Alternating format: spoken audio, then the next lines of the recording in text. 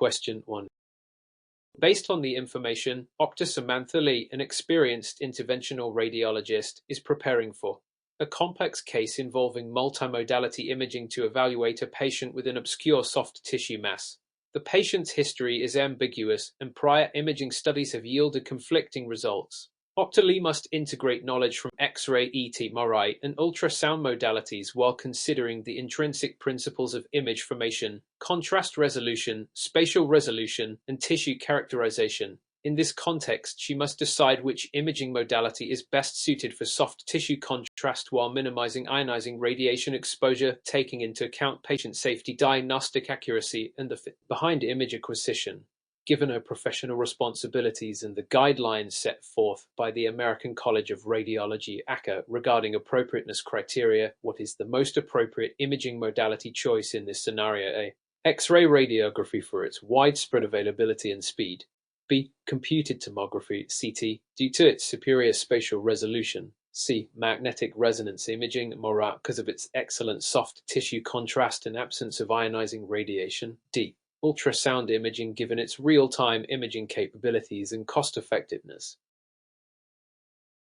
Answer. Correct answer. C. Explanation.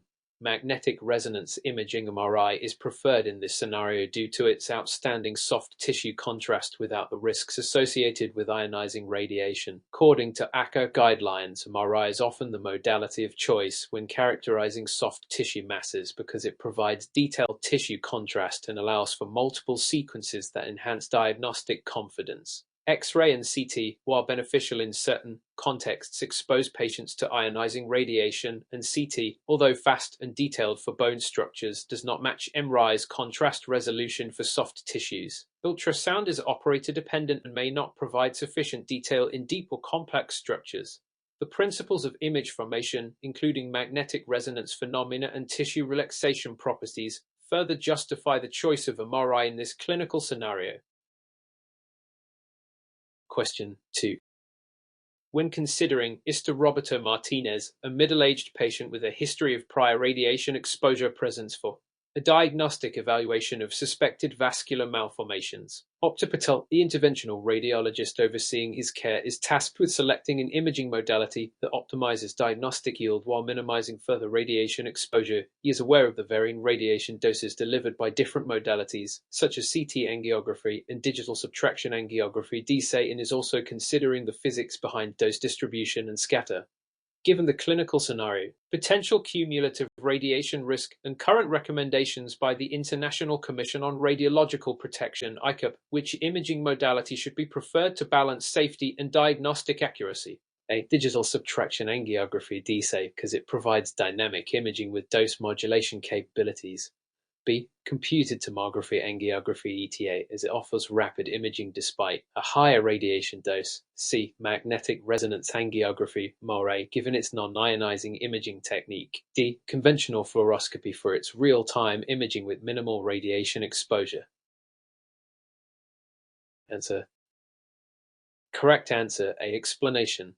Digital subtraction angiography (DSA) is chosen here due to its ability to modulate dose while offering high-resolution dynamic imaging of vascular structures. Despite concerns regarding radiation exposure, modern DSA systems incorporate dose-saving techniques such as pulse fluoroscopy and advanced dose tracking, which are in line with ICOP recommendations, while magnetic resonance angiography avoids ionizing radiation. Its spatial resolution may be inferior for detailed vascular evaluation in some cases. Computed tomography angiography (ETA) provides rapid imaging but is associated with a higher dose in conventional fluoroscopy that, although real-time, lacks the contrast enhancement capabilities required for detailed vascular assessment. Understanding the physics of radiation delivery and the mechanisms for dose reduction in ESA ensures a balanced approach to patient safety and diagnostic precision.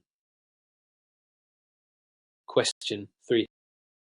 In light of recent developments, Ms. Felicia Gomez, a young patient scheduled for a series of interventional procedures, requires a thorough evaluation of her cumulative radiation exposure risk. Dr. Nguyen is responsible for planning her imaging and therapeutic interventions and must adhere to the as low as reasonably achievable ALARA principle. With her background in radiation physics and a commitment to patient safety, he is considering the latest dose optimization protocols and equipment upgrades that ensure minimal radiation exposure. How should Dr. Nguyen implement radiation safety practices during her procedures to ensure max protection while still achieving diagnostic and therapeutic goals? By increasing the exposure time to obtain higher quality images. B. By utilizing standard protocols without modification to ensure procedural consistency. C. By limiting the number of image acquisitions regardless of image quality. D. By adopting dose reduction technologies using shielding, optimizing protocols, and continuous monitoring of cumulative dose. Answer. Correct answer. D. Explanation. The correct approach is to adopt dose reduction technologies, utilize shielding, optimize imaging protocols, and monitor the cumulative dose meticulously. This method adheres to the ALARA principle, which is central to radiation safety in interventional radiology. According to guidelines from the ICAP and the National Council on Radiation Protection (SRP), continuous monitoring and protocol optimization, essential in minimizing patient exposure, increasing exposure time, option A, and using unmodified standard protocols, option B, can lead to unnecessary radiation exposure while limiting image acquisitions without regard to diagnostic quality, option C, might compromise the procedure's success. A comprehensive strategy is detailed in option D, ensures both patient safety and effective clinical outcomes. Question 4. Within the framework of Mr. Edward Chen, a 65-year-old man with impaired renal function is scheduled for a diagnostic procedure involving contrast-enhanced imaging. Dr. Alicia Roberts, an interventional radiologist, must carefully evaluate the risk of contrast-induced nephropathy (CIN) and consider alternative contrast agents or imaging protocols. The challenge involves balancing the need for diagnostic clarity with the potential risk of kidney damage. Current regulatory guidelines emphasize the importance of pre-procedural risk assessment and the use of low osmolality contrast agents, recommended by the European Society of Urogenital Radiology (ESA). Which approach should Dr. Roberts take to minimize the risk of CIN in Mr. Chen's case? A. Administer high dose of ionic contrast agent for maximum image enhancement. B. Utilize low osmolality contrast agent with appropriate hydration and consider alternative imaging modalities if necessary. C. Forego contrast entirely and rely solely on non-contrast imaging despite its diagnostic limitations. D. Increase the contrast injection rate to reduce the total contrast volume administered. Answer. Correct answer. B. Explanation. The optimal approach is to use a low osmolality contrast agent with proper pre-procedural hydration while assessing the need for alternative imaging if possible. The ESA guidelines strongly advocate for this strategy in patients at risk of CIN, such as those with pre-existing renal impairment. Option A would significantly increase the risk of CIN, while option C may not provide sufficient diagnostic information, and option D is not supported by evidence regarding reducing contrast volume. By selecting option B, Dr. Roberts aligns with current best practices and regulatory guidelines that focus on minimizing the risk of kidney injury while still ensuring that the diagnostic objectives are met. Question 5. For the purpose of MS, Lina Park, a patient with a complex liver lesion, is evaluated for a minimally invasive intervention. Dr. Rajiv Kumar, a seasoned interventional radiologist, must decide on the most appropriate approach among various techniques such as radiofrequency ablation, cryoablation, and microwave ablation. Each modality has distinct mechanisms of action, advantages, and limitations regarding tissue heating, lesion size, and collateral damage. In his decision-making process, Dr. Kumar must integrate clinical guidelines, patient-specific factors, and the latest evidence from clinical trials comparing outcomes and complications. What is the most crucial factor Dr. Kumar should consider to optimize the treatment outcome for MS? Part A. The speed of the procedure regardless of lesion size. B. The patient's preference over technical considerations. C. The specific thermal properties of the ablation modality relative to lesion characteristics and surrounding tissue sensitivity. D. The cost of the procedure above all other factors. Answer. Correct answer. C. Explanation. Option C is the most critical consideration because the thermal properties of the ablation modality must match the lesion's size, location, and the sensitivity of surrounding tissues. Current clinical practice guidelines emphasize that selecting an ablation method requires understanding the physics of tissue heating, the potential for collateral thermal injury, and the procedural precision required for effective ablation. Procedural speed, option A, and cost, option D, are factors. They do not override the importance of achieving complete ablation with minimal complications. Patient preference, option B, is important but should be informed by technical feasibility and safety. Detailed clinical evidence supports that matching ablation technology to lesion characteristics is paramount to ensuring optimal outcomes and reducing adverse effects. Question 6. As demonstrated by Mr. Jonathan Brooks, a 58-year-old patient undergoing peripheral arterial disease intervention, presents a clinical challenge due to his complex vascular anatomy and a history of previous access site complications. Dr. Helena Murphy must choose the most appropriate arterial access technique and decide on a closure device that minimizes complications like bleeding and pseudoaneurysm formation. She must consider various access sites, femoral, radial, or brachial, and weigh the benefits of manual compression versus vascular closure devices in line with guidelines from the Society of Interventional Radiology, SIR. How should Dr. Murphy proceed to optimize safety and procedural efficacy? A. Use a radial artery approach combined with a vascular closure device that has proven efficacy in reducing access site complications. B. Utilize a femoral artery approach with manual compression, ignoring the potential benefits of closure devices. C. Opt for the brachial artery approach because it offers the best anatomical access regardless of complication risks. D. Employ a femoral approach with a vascular closure device despite the patient's high risk of complications. Answer. Correct answer, A. Explanation. The radial artery approach, when combined with a modern vascular closure device, is associated with lower access site complications, particularly in patients with challenging vascular anatomy. This method is supported by SIR guidelines, which highlight that the radial approach can reduce bleeding risks and improve patient comfort. Option B may be safe in some cases, but manual compression can be less reliable in high-risk patients. The brachial approach, option C, is generally not preferred due to its higher complication rates, and option D does not account for the benefits of the radial approach in selected patients. The decision in option A reflects a comprehensive understanding of arterial access techniques and aligns with current best practices for minimum complications and ensuring patient safety. Question 7. Through the lens of Mr. Carlos Ramirez, a patient with a large hypervascular tumor is being evaluated for an embolization procedure. Dr. Emily Chen is responsible for selecting the most appropriate embolic agent and technique to reduce the tumor's blood supply prior to surgical resection. The case is complicated by the tumor's location near critical vascular structures, requiring delicate balance between effective embolization and preservation of surrounding tissue perfusion. Dr. Chen must decide whether to use particles, coils, or liquid embolic agents, considering both the size of the feeding vessels and the risk of non-target embolization.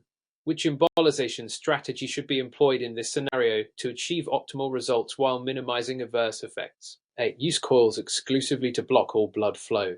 B. Employ liquid embolic agents in high concentration to ensure complete occlusion. C. Combine particles with coils to provide both distal and proximal vessel occlusion while limiting non-target embolization. D. Rely solely on particles due to their ease of administration. Answer.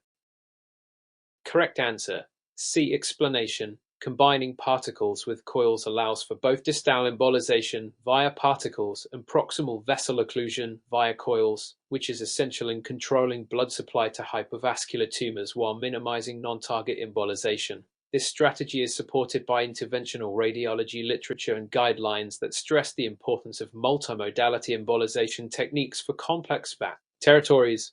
Using coils exclusively, option A, may not adequately occlude distal microvascular flow, and relying solely on particles, option D, could lead to uncontrolled dispersion. Option B might increase the risk of non-target embolization and damage to adjacent tissues. The combined approach, option C, is recommended to achieve effective tumor devascularization while preserving the integrity of nearby vital structures. Question 8. With respect to MS, Rebecca Allen, a 47-year-old patient with a suspected malignant liver lesion, is scheduled for an image-guided biopsy. Dr. Michael Jordan, an expert in diagnostic radiology, must decide on the optimal imaging modality and technique to obtain a representative tissue sample while minimizing complications such as bleeding or tumor seeding. Given the complexity of the lesion's location and the risk of sampling error, Dr. Jordan must integrate current guidelines from the American Society of Clinical Oncology (ASCO) regarding tumor staging and biotechniques. Which of the following strategies should Dr. Jordan employ to maximize diagnostic yield and safety in this procedure? A. Use blind percutaneous biopsy technique without imaging guidance to reduce procedure time. B. Employ real-time ultrasound-guided biopsy complemented by CT for pre-procedural planning, ensuring precise needle placement. C. Rely solely on CT-guided biopsy due to its superior spatial resolution without ultrasound assistance. D. Perform an open surgical biopsy to avoid the risks of percutaneous methods. Answer. Correct answer. B. Explanation. The optimal strategy is to use a real-time ultrasound-guided biopsy with supplemental CT planning. This combined approach leverages the real-time imaging benefits of ultrasound for precise needle placement while using CT to assess lesion anatomy and surrounding structures as recommended by ASCO guidelines. Blind techniques option A are outdated and risk inadequate sampling and complications, while C. Guided biopsy option C is useful. It may not offer the same level of real-time feedback as ultrasound, and an open surgical biopsy option D increases invasiveness and recovery time. The dual modality approach option B maximizes diagnostic accuracy and minimizes procedural risks, making it the preferred method for challenging liver lesions. Question 9. Considering the evidence, Mr. Daniel Brooks, a 72-year-old patient presenting with acute ischemic stroke, is evaluated for endovascular therapy. Dr. Lisa Park, an interventional neuroradiologist, must rapidly determine the eligibility for mechanical thrombectomy while balancing the risks of hemorrhagic transformation and procedural complications. In this time-critical scenario, the decision-making process is influenced by imaging findings on CT angiography, clinical severity as measured by the NIS stroke scale, and established guidelines by the American Heart Association, American Stroke Association, HUSA. Which factor should be prioritized in selecting Mr. Brooks as a candidate for endovascular intervention? A. The patient's long-term history of hypertension irrespective of current imaging findings. B. The presence of small core infarct with large penumbra on CT perfusion imaging indicating salvageable brain tissue. C. The severity of neurological deficits as the sole determining factor. D. Delay in treatment to perform additional diagnostic tests even if it risks extending the treatment window. Answer. Correct answer. B. Explanation. Option B is the key determinant for selecting candidates for endovascular therapy. The presence of a small core infarct with a large penumbra indicates that there is still viable brain tissue that can be salvaged with timely reperfusion. This imaging criterion, combined with the AHASA guidelines, supports the decision to proceed with mechanical thrombectomy, while the severity of neurological deficits is important. It is sufficient alone, option C, without corroborative imaging evidence. Delays for further testing, option D, could jeopardize the narrow therapeutic window, and focusing solely on the patient's history of hypertension, option A, is not as critical as the immediate imaging findings. Thus, prioritizing the imaging evidence of favorable penumbra-to-core ratio ensures optimal patient outcomes in acute stroke management. Question 10. From the perspective of Mrs. Olivia Davis, a concerned parent of a 10-year-old patient requiring repeated imaging studies for a congenital vascular malformation, consult with Dr. Benjamin Hayes, an interventional radiologist specializing in pediatric care. Dr. Hayes is tasked with minimizing the radiation dose while ensuring that diagnostic quality is not compromised. In pediatric imaging, adherence to the ALARA principle is paramount, and current guidelines from the Image Gently Alliance emphasize the need for tailored protocols that reduce exposure without sacrificing diagnostic clarity. Given the increased sensitivity of pediatric patients to ionizing radiation, what measures should Dr. implement during the imaging procedures? A. Employ pediatric-specific dose reduction protocols, adjust exposure parameters, and utilize non-ionizing imaging modalities where possible. B. Use adult imaging protocols with minor adjustments as pediatric patients are less sensitive to radiation. C. Increase the imaging frequency to ensure every anatomical detail is captured. D. Rely solely on high-dose protocols to ensure the best image quality irrespective of radiation risk. Answer. Correct answer, an explanation. Option A is the correct approach in pediatric imaging. Pediatric-specific dose reduction protocols, including adjusting exposure parameters and, when feasible, utilizing non-ionizing imaging modalities such as ultrasound or RI, are essential to minimizing radiation exposure in young patients. Guidelines from the Image Gently Alliance strongly advocate for these measures as children are more susceptible to the effects of ionizing radiation. Options B, C, and D either underestimate the sensitivity of pediatric patients or risk unnecessary radiation exposure. By following option A, Dr. Hayes ensures adherence to both the ALARA principle and current best practices, thereby protecting pediatric patients while still obtaining the necessary diagnostic information. Question 11. In light of recent developments in interventional radiology, Mr. Davis, a 63-year-old patient with peripheral arterial disease (PAD), is being evaluated for a potential endovascular intervention. He is considering both stenting and angioplasty. Which of the following factors should influence the decision on whether to proceed with angioplasty or stenting in this case? A. The presence of calcified lesions in the artery. B. The patient's age and comorbidities such as diabetes. C. The total length of the arterial lesion. D. The use of contrast agents and the associated risks. Answer. Correct answer, A. Explanation. In the context of peripheral arterial disease, particularly in patients with heavily calcified lesions, angioplasty may be less effective because the artery may be difficult to dilate. Stenting, particularly drug-eluting stents, can help maintain vessel patency in such cases. The presence of calcified lesions is a critical factor in determining the method of intervention. Option A, while patient comorbidities. Option B. The diabetes may influence overall treatment strategies. They are not the primary consideration for choosing between angioplasty and stenting. The length of the lesion. Option C, and contrast agent risks. Option D, are secondary to the type of lesion being treated. Question 12. Given the circumstances when performing a percutaneous biopsy of a liver lesion, what is the most critical factor to consider in minimizing complications such as bleeding and injury to adjacent organs? A. The choice of needle size. B. The patient's underlying liver function. C. The use of contrast agents during the procedure. D. The duration of the procedure. Answer. Correct answer, B. Explanation. The most critical factor to consider when performing a percutaneous biopsy of a liver lesion is the patient's liver function. Option B. A compromised liver function increases the risk of bleeding and poor wound healing, which can result in more severe complications.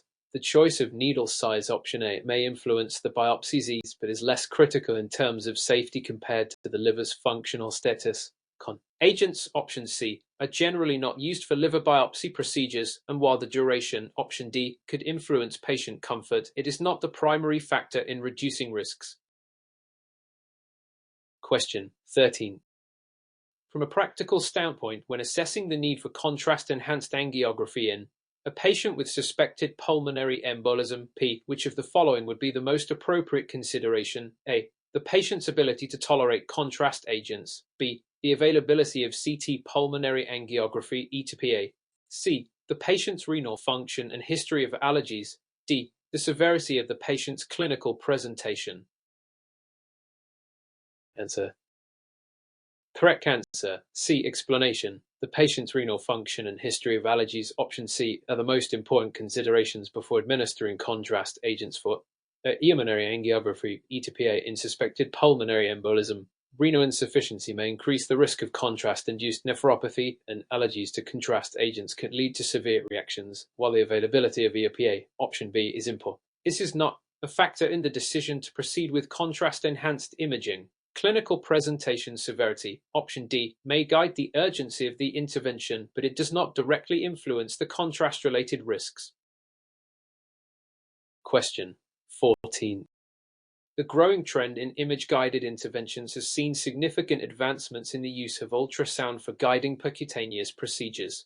How might one explain the main advantage of using ultrasound or CT or fluoroscopy in certain interventional radiology procedures? A. Ultrasound provides real-time dynamic imaging of soft tissues. B.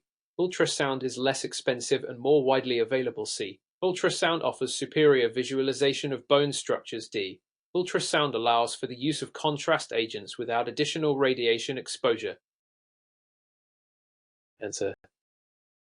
Correct answer. Explanation. Ultrasound provides real-time dynamic imaging, especially in soft tissues, making it ideal for guiding various percutaneous procedures like biopsies and drainage. Option A. While ultrasound is more affordable and widely available. Option B. It lacks the detailed visualization of bone structures compared to CT. Option C. Additionally, the use of contrast agents is generally more beneficial in ET, MRI, where detailed anatomical and vascular imaging is required. Option D. Question 15. Considering the evidence regarding radiation safety in pediatric patients undergoing interventional radiology procedures, which of the following strategies would most effectively reduce radiation exposure? A. Using low radiation doses and limiting fluoroscopy time. B. Administering intravenous contrast agents only when absolutely necessary. C. Ensuring the use of a pediatric-sized catheter for all procedures. D. Choosing non-radiation-based imaging techniques such as MRI or ultrasound. Answer. Correct answer. An explanation. In pediatric interventional radiology, minimizing radiation exposure is critical, and the best strategy is to use low radiation doses and minimize fluoroscopy time. Option A. What contrast agents? Option B. Should be used judiciously. They do not significantly reduce radiation exposure. Pediatric-sized catheters. Option C. Ensure procedural safety but do not directly address concerns. Non-radiation-based imaging modalities like MRI or ultrasound. Option D can be used when feasible but may not be suitable for all interventions. Question 16. What would happen if a catheter is inadvertently advanced into the wrong vascular territory during a carotid artery stenting procedure, and what immediate action should be taken? A. The procedure should be aborted, and a new catheter should be placed under fluoroscopy guidance. B. The catheter should be withdrawn gently and the stent should be placed in the incorrect location to avoid complications. C. A new catheter should be inserted into the correct artery and the patient should be closely monitored for neurological deficits. D. The procedure should continue as planned, as the catheter can be removed later without complications. Answer. Correct answer. C. Explanation. In the case of inadvertent catheter placement into the wrong vascular territory, it is important to insert a new catheter into the correct artery and closely monitor the patient for neurological deficits. Option C. Continuing the procedure in an incorrect position. Option D. Could lead to serious complications, including embolic stroke. Gently withdrawing the catheter. Option B. Does not resolve the underlying issue. Incorrect placement and aborting the procedure. Option A. May be necessary, but ensuring correct catheter placement is the priority. Question 17. When considering the role of interventional radiology in palliative care, which of the following is the most important factor in decision-making for patients with end-stage cancer and significant pain? A. The patient's performance status and life expectancy. B. The availability of advanced imaging technologies. C. The cost-effectiveness of the intervention. D. The patient's preference for aggressive treatment. Answer. Correct answer. A. Explanation. In palliative care for patients with end-stage cancer, the most important factor is the patient's performance status and life expectancy. Option A. Interventions should focus on improving the patient's quality of life, considering both the potential benefits and the burden of the procedure, while advanced imaging technologies, option B, and cost-effectiveness, option C, may influence decisions. They are secondary to ensuring the procedure aligns with the patient's goals and prognosis. Patient preference, option D, is also important, but clinical considerations take precedence. Question 18. Taking into account the principles of radiation protection, which of the following measures is most effective in reducing radiation exposure to the interventional radiologist during a fluoroscopic procedure? A. Wearing lead aprons and using protective shields. B. Increasing the distance between the radiologist and the radiation source. C. Reducing the fluoroscopy time and utilizing pulsed fluoroscopy. D. Ensuring proper collimation of the X-ray beam. Answer. Correct answer. B. Explanation. Increasing the distance between the radiologist and the radiation source, option B, is one of the most effective ways to reduce radiation exposure according to the inverse square law. While wearing lead aprons, option A, and using protective shields are necessary, they are less effective than distance in reducing exposure. Reducing fluoroscopy time, option C, and using pulsed fluoroscopy are also important but secondary to increasing distance. Proper collimation, option D, reduces unnecessary radiation but does not mitigate direct exposure to the operator as effectively as distance. Question 19. What would happen if a patient with a history of contrast-induced nephropathy undergoes an interventional radiology procedure requiring the use of contrast agents, and how should this be managed? A. The procedure should be postponed and alternative non-contrast imaging modalities should be considered. B. The contrast dose should be reduced and pre-procedure hydration should be administered. C. The patient should be immediately placed on dialysis to prevent renal damage. D. The procedure should continue with standard contrast dosing as long as renal function is monitored closely. Answer. Correct answer. B. Explanation. For patients with a history of contrast-induced nephropathy, the best management strategy is to reduce the contrast dose and administer pre-procedure hydration. Option B. This helps to minimize the risk of further renal impairment. Postponing the procedure, option A, may not be necessary if adequate precautions are taken, and using non-contrast modalities, option A, may not always be feasible for procedures. Immediate dialysis, option C, is not typically required unless there is acute renal failure. Continuing with standard contrast dosing, option D, could put the patient at significant risk for nephropathy. Question 20. What is the primary consideration when performing an image-guided biopsy of a suspicious pulmonary nodule in a patient with a history of smoking? A. The size and location of the nodule. B. The patient's ability to tolerate the procedure. C. The potential risk of pneumothorax and need for drainage. D. The use of contrast-enhanced imaging to guide the biopsy. Answer. Correct answer. C. Explanation. The primary concern when performing a biopsy of a pulmonary nodule in a patient with a smoking history is the potential risk of pneumothorax, which is a common complication in such procedures. Option C. This risk should be carefully managed and drainage may be required if pneumothorax occurs. The size and location of the nodule, option A, are relevant for procedural planning but are secondary to ensuring pneumothorax risks are minimized. Patient tolerance, option B, and contrast-enhanced imaging, option D, are important but not the primary concern in this context. Question 21. During a catheter-directed thrombolysis procedure, a patient with a history of atrial fibrillation experiences a significant drop in blood pressure. What is the most appropriate immediate action to take in this scenario? A. Discontinue the thrombolysis procedure and administer fluids to stabilize blood pressure. B. Administer vasopressors to restore blood pressure before proceeding. C. Perform an emergency angiogram to check for catheter-induced complications. D. Monitor the patient's blood pressure and continue with the procedure if the drop is transient. Answer.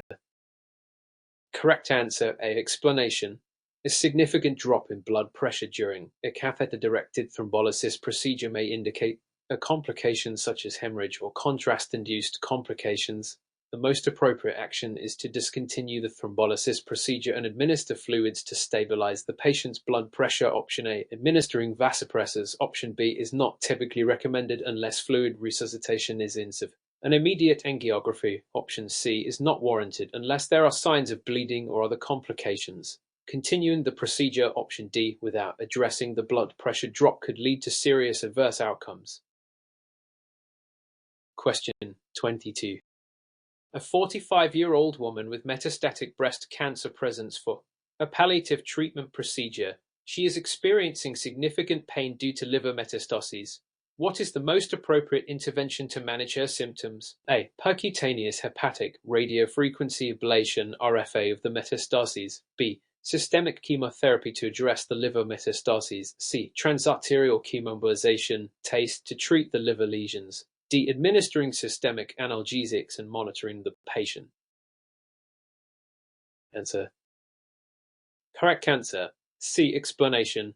In patients with metastatic breast cancer and liver metastases, transarterial chemoembolization, TACE option C, is an appropriate palliative intervention to manage symptoms like pain and reduce tumor burden in the liver, while hepatic option A can be an option for isolated lesions. TACE is more suitable for multifocal or inoperable liver metastases. Systemic chemotherapy, option B, could address underlying cancer but is typically not the primary intervention for symptom management in this setting. Systemic analgesics, option D, are essential for pain control but do not address the underlying cause. Question 23. A patient is scheduled for an interventional radiology procedure to treat a renal artery stenosis. Which of the following factors is most important to assess before performing this procedure? A. The patient's age and general health status. B. The size of the renal artery and the extent of the stenosis. C. The presence of peripheral vascular disease. D. The patient's ability to tolerate anesthesia. Answer. Correct answer. B. Explanation. The size of the renal artery and the extent of the stenosis, option B, are the most critical factors when planning for an intervention to treat renal artery stenosis. These factors will help guide the choice of technique, such as stenting or balloon angioplasty, while the patient's general health status, option A, peripheral vascular disease, option C, and anesthesia tolerance, option D, are all important considerations, are secondary to the anatomical characteristics of the stenosis. Question 24. A patient with a known history of chronic kidney disease (CAD) requires a contrast-enhanced CT for a diagnostic procedure. What is the most appropriate precaution to take before administering the contrast agent? A. Ensure adequate hydration to minimize the risk of contrast-induced nephropathy (CIN). B. Pre-medicate the patient with steroids to prevent contrast reactions. C. Limit the contrast dose based on the patient's age and sex. D. Perform baseline renal function test to determine the safety of contrast administration. Answer.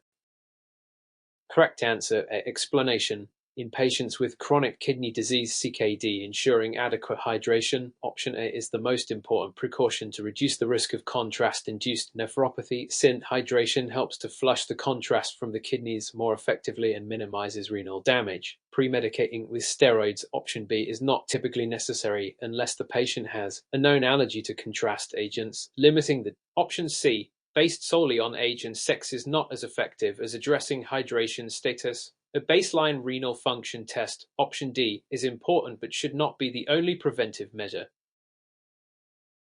Question 25. During a vertebroplasty procedure for a vertebral compression fracture, the patient suddenly experiences severe chest pain. What should be the next step in managing this patient? A. Immediately stop the procedure and perform a chest X-ray to evaluate for a potential embolism. B. Continue the procedure and administer analgesics to manage the pain. C. Continue with the procedure but decrease the amount of cement injected. D. Administer high-flow oxygen and continue with the procedure to observe if the pain resolves. Answer. Correct answer. A. Explanation. Severe chest pain during a vertebroplasty procedure may indicate a complication such as cement embolism, which could lead to pulmonary embolism.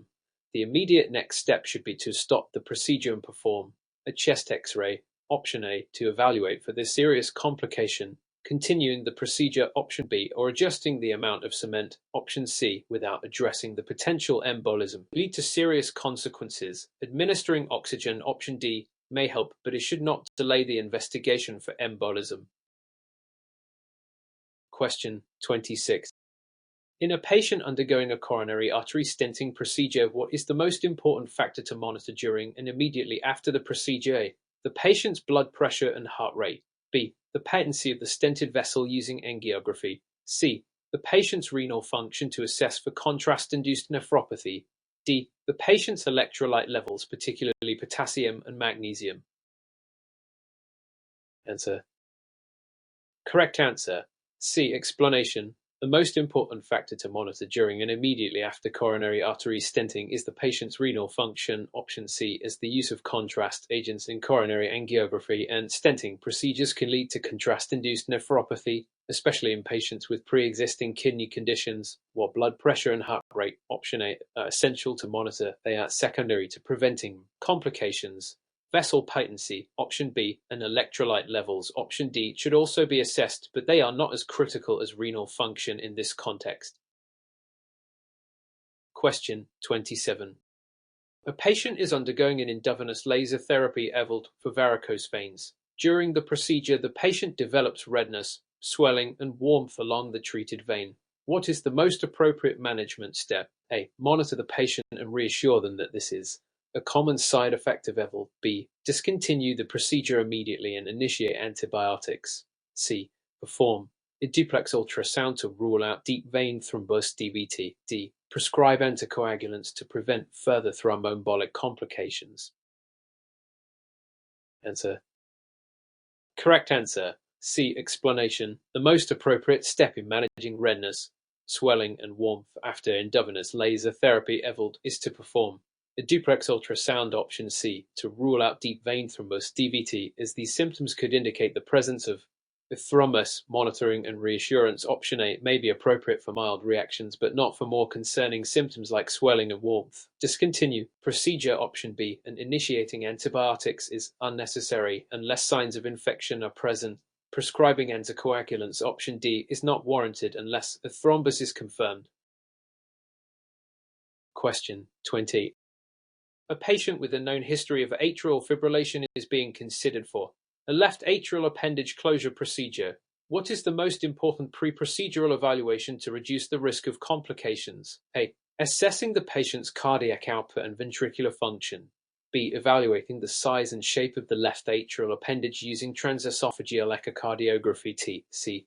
Ensuring adequate anticoagulation therapy prior to the procedure. D. Monitoring the patient's renal function to prevent contrast-induced nephropathy. Answer. Correct answer. B. Explanation. The most important pre-procedural evaluation for left atrial appendage closure is to evaluate the size and shape of the left atrial appendage. Option B, using transesophageal echocardiography, as this will guide the placement of the closure device while assessing cardiac output. Option A, and ensuring adequate anticoagulation. Option C are important. The anatomy of the left atrial appendage itself is primary factor in procedural success. Monitoring renal function, option D, is relevant when using contrast agents, but it is not the most critical evaluation in this procedure. Question 29. During a percutaneous nephrostomy tube placement, the patient suddenly experiences severe pain and shows signs of hemodynamic instability. What is the first step in managing this complication? A. Stop the procedure immediately and assess for signs of hemorrhage or urinary extravasation. B. Administer intravenous pain medication and resume the procedure. C. Perform a count to evaluate the placement of the nephrostomy tube. D. Begin fluid resuscitation and continue the procedure to avoid further complications. Answer. Correct answer. A. Explanation. Severe pain and hemodynamic instability during a percutaneous nephrostomy tube placement may indicate a complication such as hemorrhage or urinary extravasation. The first step is to stop the procedure immediately and assess for these complications. Option A, administering pain medication. Option B, or continuing the procedure. Option D, without addressing the underlying issue, could worsen the situation. Performing. Again, option C is not the immediate step in this emergency setting. Question 30. A patient undergoing an interventional procedure for a peripheral arterial disease presents with a visible hematoma at the access site. What is the most appropriate initial management for this complication? A. Apply direct pressure and monitor for further bleeding. B. Immediately perform a surgical exploration to stop the bleeding. C. Discontinue the procedure and administer systemic anticoagulation. D. Administer contrast to locate the source of bleeding. Answer. Correct answer. A. Explanation. The most appropriate initial management for a visible hematoma at the access site is to apply direct pressure. Option A, to control the bleeding and monitor for further complications. Surgical exploration. Option B is unnecessary unless the bleeding cannot be controlled. Administering anticoagulation. Option C could exacerbate the bleeding, and administering contrast. Option D is not appropriate in this case since hematoma is already visible.